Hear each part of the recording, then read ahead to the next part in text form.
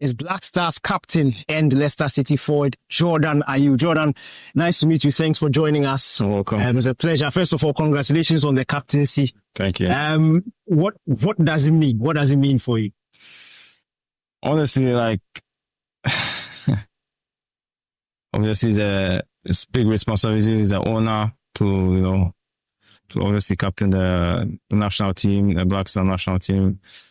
To be honest with you guys, I'm not someone who thinks about like captain or some leadership role, but I'm just someone who just wants to just enjoy his football and enjoying playing football and winning games and scoring goals and making people happy, Because football is all about that, to make people happy, and football is a powerful game. But obviously, this captainship thing, there was a lot of talks and I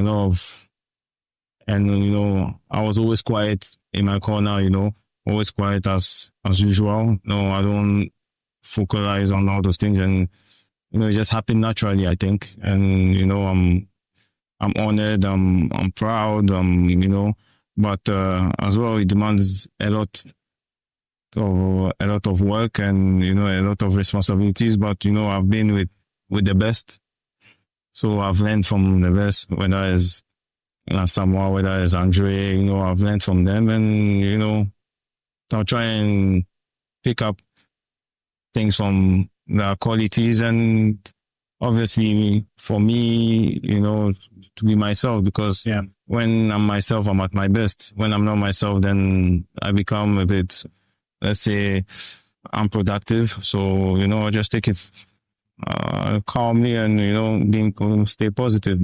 You talk about the natural flow. You were in your corner, it just came to you. Your dad, the legendary Abedi Pele, was captain. Your elder brother, Andre, was also captain. Now you are captain.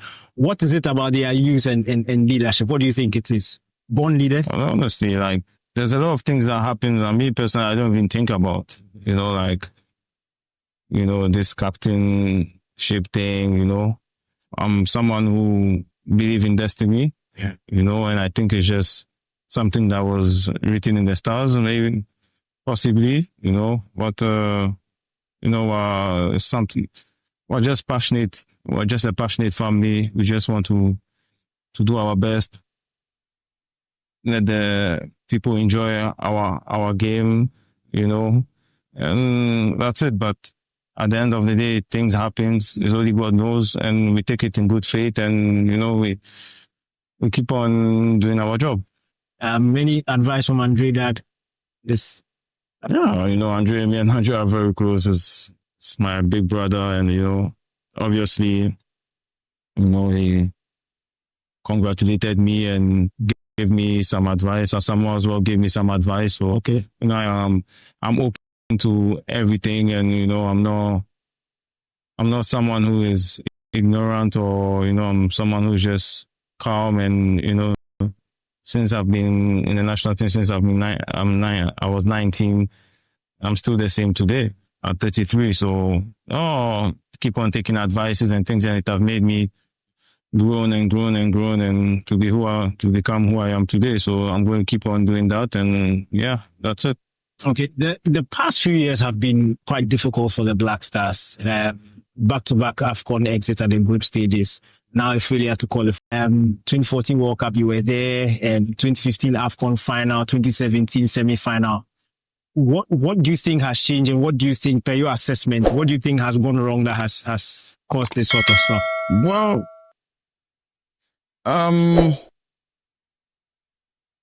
personally, I think, in football, there's stages, and when you look at even normal club football, international football, there's periods, and we're in a period of transition, and when you're in a period of transition, things can go well, things can go not so well, and we're in a period of transition, I think, since 2020, and obviously the manager came in, Otto, and had different ideas, and so it takes time. It takes time, and it takes time, of course. A lot of changes, a lot of changes, like in terms of personnel players, a lot of changes. At some point we were like having maybe 10, 11, 12 new players at different stages of the different call-ups. So, it demands time, it demands, Bilbao, we saw Kudus when he came to the Premier League last season. Even Fatal was brilliant with Leicester this season. Unfortunately, the injury, but before that, he was doing brilliantly. It's like when you come to the national team, then there's like a freeze. You guys are not able to translate that form. You mentioned earlier that club football and national team football. Give us the sense. How difficult is it to transition? It's different because, first of all, you have the weather, you have the pitch, and the chemistry. Did you understand? So what I mean by chemistry is, for instance, maybe Chad. I heard they have 10 players from one team in their squad or something like that. They've been playing for 1 year, so they have the natural understanding. But I've never played with Semenyo in club football. I've never played with Inaki, only in the national team. And before a game, you have maybe 2 days or 3 days to train. Yeah. So it will take time. It will take time. That's what I mean. It will take time. And for me, that is the main thing. But it doesn't mean that they're not quality players or they can't perform in Afcon. Of course. But it's just that the pitch, the understanding between me and Inaki or me and Semenyo is not quite there. Is it moving like this? I'm not sure. But in the club football, you know that your partner is moving there. You don't need to look. You just hit the ball there. Do you understand the understanding? We'll get better. It will get better because obviously at the beginning, personally, it was a bit kind of difficult because there was a lot of, every time there's new set of players in the squad, so it's difficult.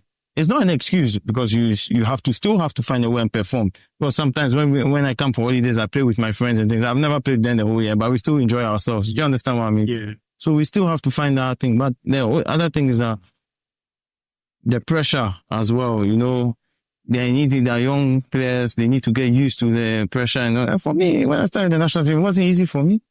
The pressure and all that, it wasn't easy for me. So you need time. But I was lucky because you had Asama who was flying, you had Dede who was flying, you had players who were flying. So, they protected me and they guided me well. And that's why today I am where I am as well, because they protected me and they guided me well. Asamoah, Dede, Sule Muntari, even Michael Essien, I played a little bit with them. When you have those players, they just guide you and all the pressure goes into them. So you don't have pressure. Do you understand what I mean? And they've done for me, I'll always be grateful and respectful to my seniors, and obviously now it's not easy because maybe I'm there's only me and Thomas, and the rest are like, kind of young. Okay, Kudus, because Kudus have been in the national team for maybe 5 years now, so it's kind of, so it's, the rest, but honestly, I'm confident and I'm positive. I think it's just a period of transition. So let's say, look at Man City this year. Okay. Yeah. Do you understand what I mean? They've won for maybe 3-4 years and now they are a bit in a difficult period because some players, maybe they don't have the not motivation, but it's kind of the end of an era. So now you need to rebuild. And that's why Man City have paid so much money in January, tries Walker left and, trying to refreshing the thing. And this is what is happening. It's just that the results are not following.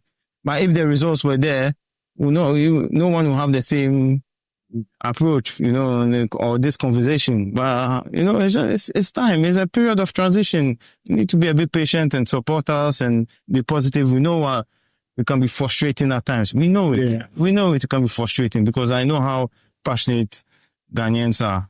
But I'm pleading with them, they need to be a bit patient and support the boys because without them, we can't perform, So for me, I just think it's just a matter of time and patience, but we'll come good.